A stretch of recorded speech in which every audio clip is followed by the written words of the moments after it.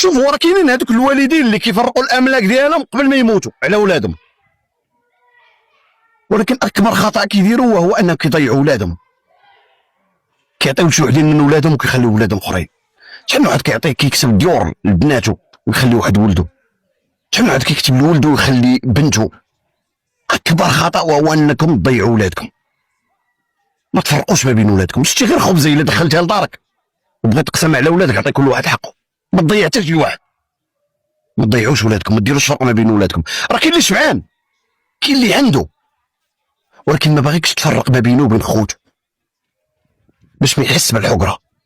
كاين اللي شبعان، كاين اللي شبعانه عندها معوضه راجلها بكلشي، ولكن ما باغاكش انك تفرق ما بينها وبين اختها ولا ما بينها وبين خوتها.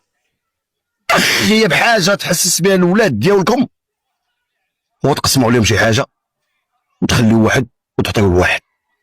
من اكبر شتي البنت راه واخا تكبر وتزوج ويكون عندها الفلوس ويكون عندها، دائما ما كتبغيش والديها يفرقوا ما بينها وبين خوتها. اكبر خطا ديروه هو تفرقوا ما بين ولادكم، لان دائما حنا كنكبروا كنتزوجوا كنولدوا، ولكن دائما كنبقاو محتاجين الحنين والحنان ديال الوالدين. جيسبيغ باش